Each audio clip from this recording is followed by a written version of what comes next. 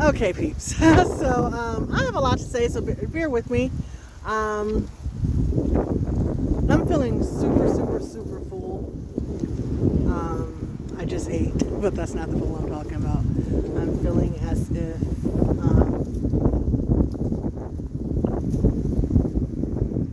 the emptiness I usually write about um, has been consistently and steadily being filled.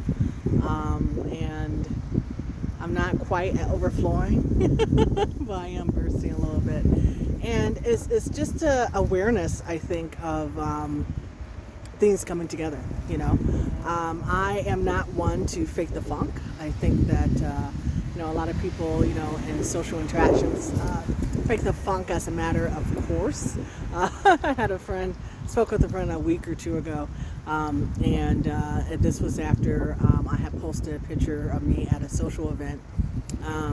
And honestly, it was like the first picture of me at a social event in about 4 years, or being happy and social in about 4 years, I think. And the last time was 2019 Christmas, and it was me boarding an airplane for Africa. So that's how I know it's been a while since I've been super happy on this app, or in social circles, or anything like that, or outside, right? And the friend asked, "How are you doing?" I said, I'm fine. Things are okay." She goes, "Well, it looks like you're doing good." And I was like, "Well, what do you mean by good? Define good, because good is not a word I would use for my life right now." And she said, "Oh, it looks like you're thriving." I said, "That's what you got from one picture? It was thriving?" I said, I am by no means thriving. That was my response. I am not by any means thriving. I said, I'm not struggling. I'm not in the depths of despair. Things are okay. Life is fine.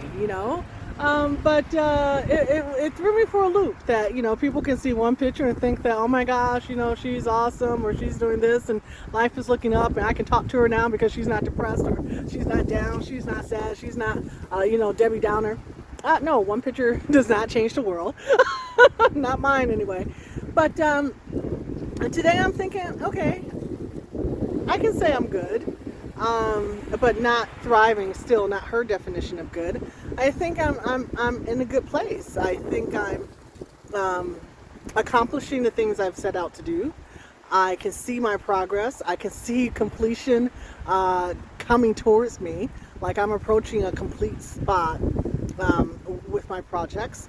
I can see that I'm not starving. I have not starved. I have not gone hungry. I have not gone a day without food, or a day without shelter, a day without sustenance of any necessary kind. So yeah, life is good. Okay, so one thing that I've been upset with myself about was selling my last home. The people I have shared with, I've shared that the process of finding that home was, I don't know, serendipity. I think it was just beautiful. I did a go see. I basically, okay, so how that home happened was I had decided on a location, a city, an area, and I decided to go visit it. And I've been visiting locations to relocate to since 2012. Like, seriously, since 2012. So this was 2016 in September, and I put the city down on my list, and I put down the area, what I wanted the area to represent. And on my list was someplace where I could walk, someplace where I could bike, cycle, someplace where I could take pictures, and someplace where I could write. And so basically I was looking for a place where I can simply just exist in all of my creative glory and all of my creative pleasure, and just write and take pictures and enjoy life. And I figured, a job will come, I could work at anything, but I just wanted to be in a place that nurtured my spirit. And what happened was, when I got off the plane, it was a 90-minute drive to this particular location. I got off the plane and I was driving, and when I turned off the highway onto the street that would take me to this community, there was a level of peace that descended on me that I cannot describe. It was almost as if like I'm just driving down this road and the heavens opened up. And there was like just this beam on the road ahead of me that simply indicated that this was my place. And I can tell you truthfully, I can tell you honestly that the sure knowledge that I found my home, the sure knowledge that I found my place, is deep within me. And ever since I left that place willingly out of fear, from threats from my neighbors, I have regretted leaving. And I will tell you that the journey I've been on since, fighting through fear with my current project, I'm rehabbing a gut remodel. I've gone broke basically doing it. I've used all my resources. I've used my body. I've used my mind. I've used my spirit. I've used everything in me to bring this project to fruition. And I can say without a doubt that when I get back on my mark, when I get back to my place, when I get back to the spot that brings me peace by simply standing in it, no one's going to be able to shake me from it. And that's a promise I made to myself. No one will be able to shake me from my spot. And so I've been keeping an eye on the developer because that particular area is going under heavy development. And a few months ago, I saw that they were, so I lived on a mountain. I lived on a mountain and I loved it. But one thing I didn't like about it, I loved it. So the not liking, don't take that as like I didn't like it. It was something I would have changed if I could, like create a road. But one thing that was, that could have been better, how about that, was that it took me about 10 minutes to get down the mountain, 15 minutes to get to the highway. So if I'm coming from home and going to work or going to the next city or anything like that, it took me basically 15 minutes from my house to get to the highway to go to wherever I needed. And about 7 to 10 minutes just to get down the mountain to get to a Walgreens. Another few minutes to get to a grocery store. And 20 minutes to get to anything else. So Costco's, grocery, a big, anything. And all the grocery store was down closer. But 20 minutes to do real shopping. So essentially, while I lived there, I probably did my big shopping every 3 months. I would just, I do bulk shopping. So I did stuff. Okay. So bulk shopping, and I would just do that and go home. And I really didn't have to leave my place too often at all. So that was the beauty of that location, and just the part of living in it. So anyway, I've been following the developer, and a couple of months ago they listed a community down the mountain, close, like literally right across the street from the grocery store. So the mountain would be in the back view for me, were I to buy in this new development. But the new development started at like $760,000, and I'm like, man, I'm not that rich. I'm not rich at all. I'm broke. I just told you. I'm like, that's a bit rich for my blood. And even if I were to win the lottery or AMC sort of came through for me, I don't know if I'm going to get AMC to give me $1 million. I don't know. I can't count on that. But anyway, I've been looking at the lots, hoping I spotted the lot that I would take if I could get it. And it basically sold a couple months ago. So I'm like, okay, well, so much for that one. But I went out last night, and there's a whole new development right down the street on top of the mountain from where my house was. Same area, same view, same neighborhood, same builder. And when I tell you last night, I literally felt like, okay, I'm going home. Like this, that was my message to me. That was the message I received. No problem. Have a great one. Thank you. That was the message I received. Was that all is not lost. You will have your home back. And it's just going to be everything that you wanted and even more. And so that level of fullness and completion and cycling and circling is wonderful. It's like, oh my gosh, all I have to do is just continue to do what I'm doing. That's it. Just keep moving forward. and everything will take care of itself.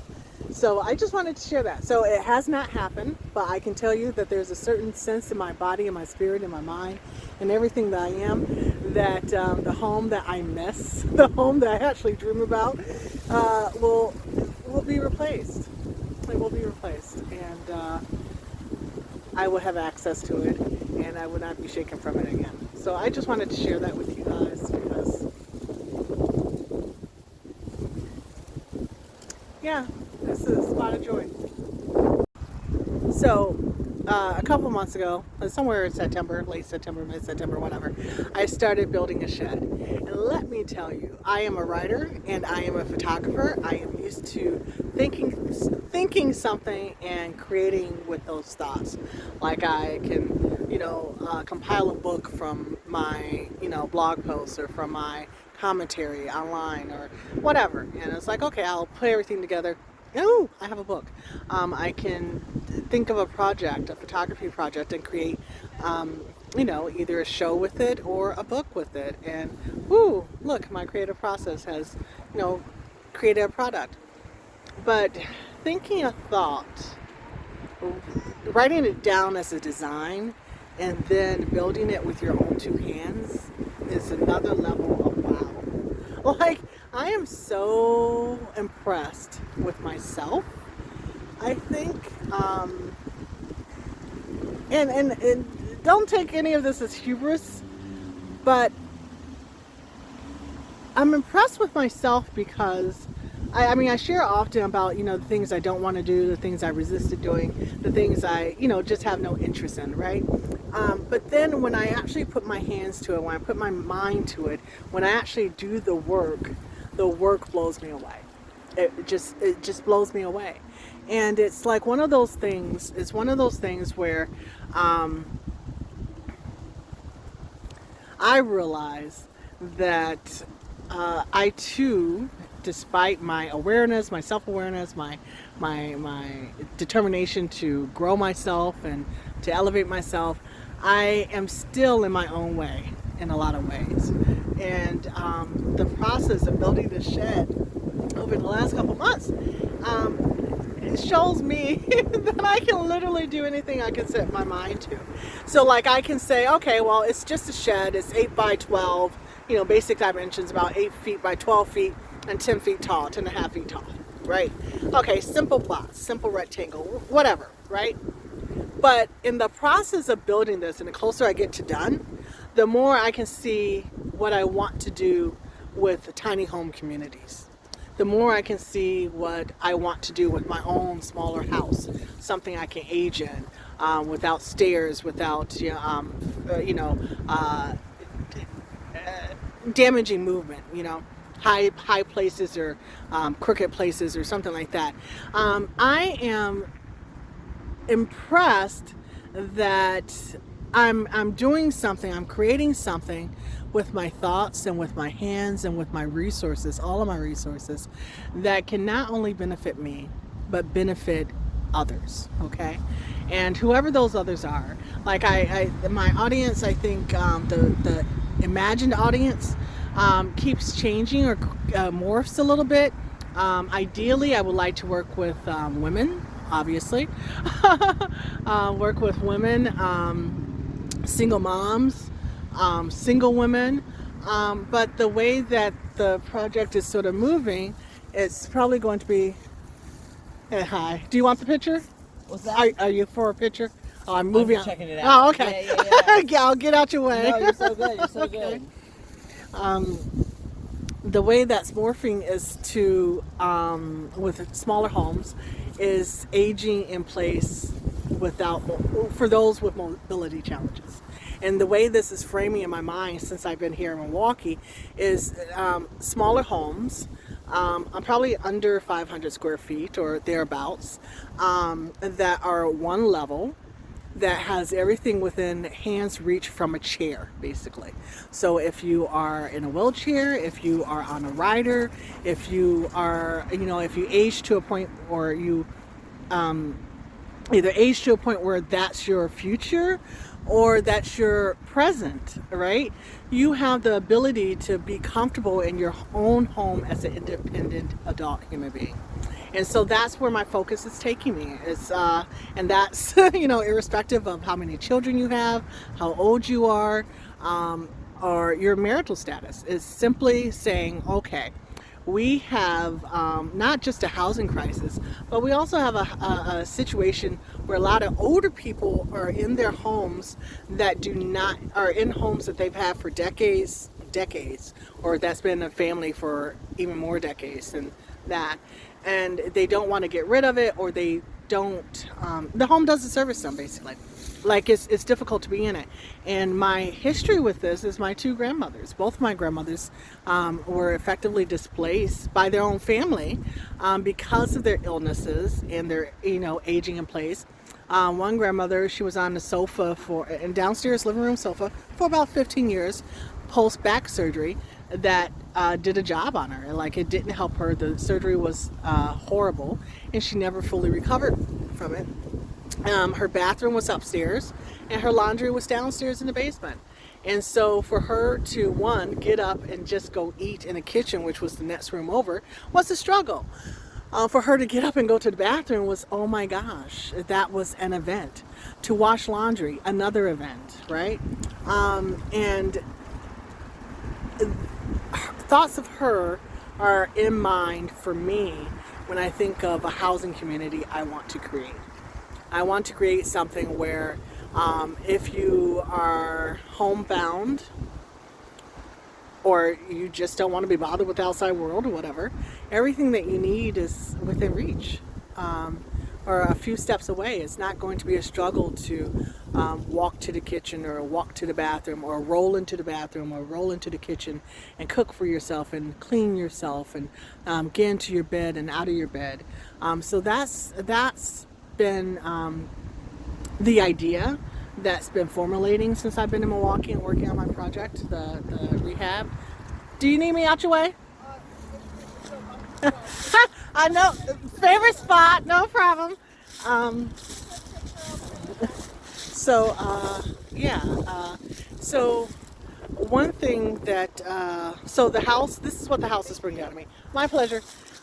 This is what the house is bringing out in me, as basically, how can I take what I'm learning and take what I'm doing and benefit a larger community?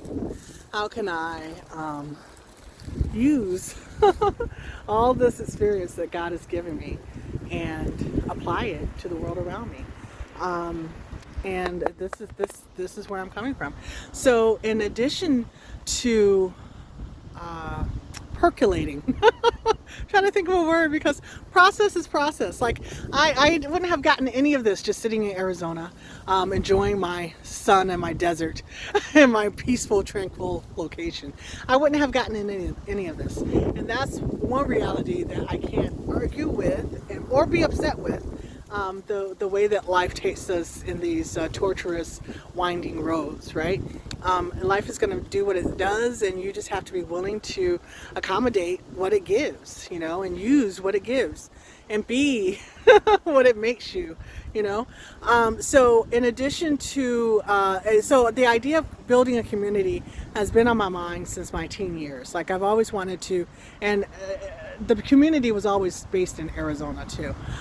So I wanted to basically help homeless families and have basically a living rehab space where the homeless could come and live for whatever amount of time they needed to live to get back on their feet, and also have employment opportunities within the compound.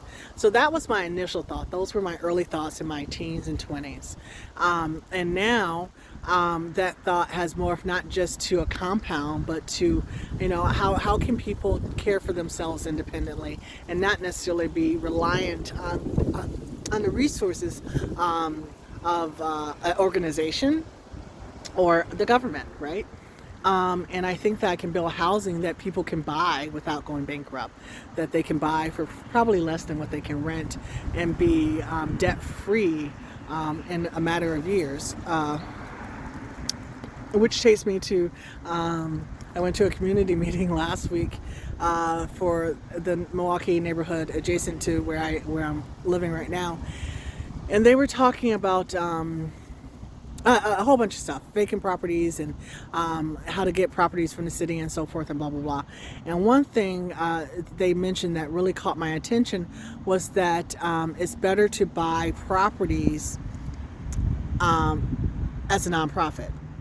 And that perked up my ears because I've been trying to figure out how to go about the things I want to go about doing. And so I asked the presenter, I said, well, what did you mean about it being better for nonprofits to purchase property than individuals?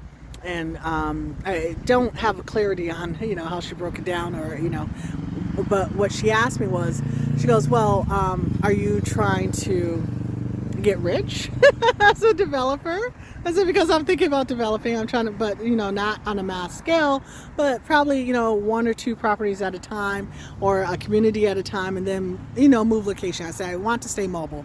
Mobility is huge for me. So if I build something here in Milwaukee, I don't want it to tie me to Milwaukee for the rest of my life. I want to build it, have it self-sustainable, and go on to another city where I want to be. And so I said that, and she goes, well, if you want to get rich, if you don't want to get rich, I think she said, the nonprofit is the way to go. I said, well, listen, I'm not trying to, say that I want to be broke as a business. That's not what, I said, I want to be able to care for myself and live the life I want to live.